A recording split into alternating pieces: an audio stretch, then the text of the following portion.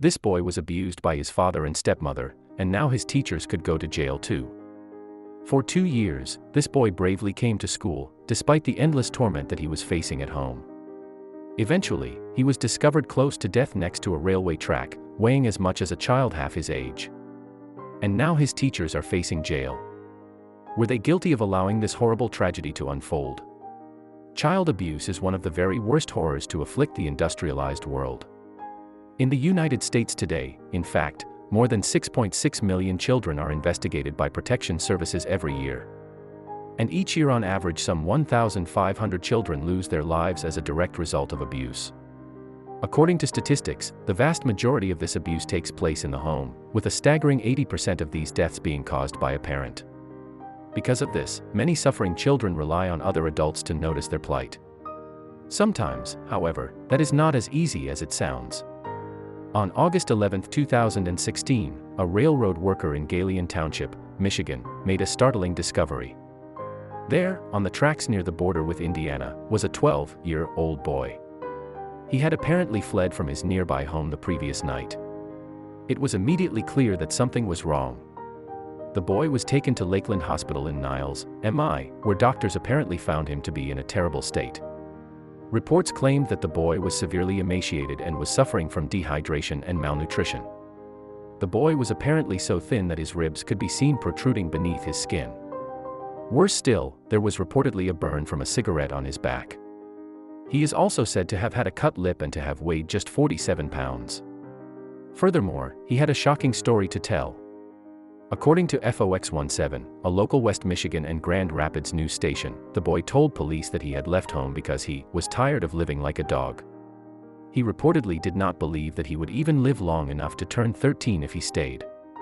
Before his decision to run away, the boy had been one of 5 children living with his father, Aaron Zemka, and stepmother, Alicia.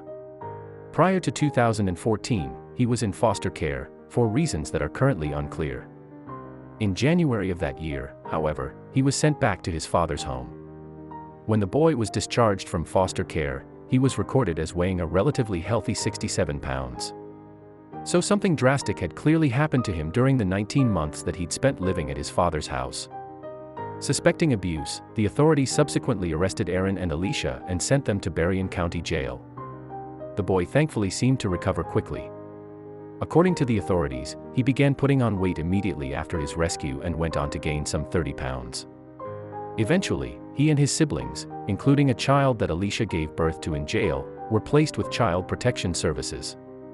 On September 27, 2016, the boy testified at a preliminary hearing. According to his statement, his father and stepmother had starved and beaten him, including using a broom and a belt buckle to strike him in the head and face. He also claimed that food in their home was kept under lock and key. The boy went on to state that Aaron and Alicia often refused to feed him, telling him that he had arrived too late for meals. He claimed that he was consequently forced to survive on a diet of rancid canned beans. Although his parents sometimes allowed him to have water, the boy said, he was soon pushed to the brink of starvation. On January 23, 2017, Aaron stood in court and pleaded no contest to charges of first-degree child abuse. Just the week before, Alicia had done the same, avoiding charges of domestic abuse, assault, and witness intimidation in return. Both were eventually sentenced to between 20 and 80 years in jail. And that seemingly was the end of this tragic tale. On May 18, however, staff at an elementary school in Three Oaks, MI, received a startling message. 4 of their employees were apparently now facing charges for failing to protect the boy while he was a pupil at the school. During the initial investigation, it was alleged that staff at the school had likely noticed evidence of the boy's mistreatment but had failed to notify the proper authorities. According to prosecutors, factors such as the boy's weight and behavior should have been evident to the adults responsible for his care. As a result, the school's principal, Heidi Clark, was charged with failing to report suspected child abuse or neglect. Additionally, counselor Matt Cook, teacher Sherry Bender and special education teacher Diane Balling all found themselves facing the same charges. In each case, the charges related to 2 instances, in 2015 and 2016 respectively. If convicted, the defendants could face up to 186 days in jail. On May 26, however, Superintendent Will Carney of the River Valley School District released a statement that appeared to contradict the prosecutor's claims.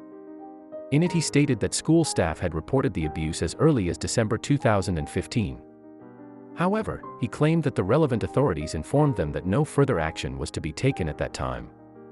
He also went on to point out that the school's policy was to always report any signs of abuse. Today, the 4 members of staff are still awaiting the judge's decision in this tragic case. While the educators have seen supporters come forward in their defense, their ultimate fate will nonetheless rest in the hands of the court. It's hoped, meanwhile, that the boy at the center of the drama will recover well and go on to lead a normal life. Although the guilt of all those involved has yet to be decided, the moral of this story is clear. When it comes to suspected child abuse, it's impossible to be too cautious. Hopefully, with due vigilance, we can begin to reduce the horrifying statistics that show just how many children are still suffering in today's world.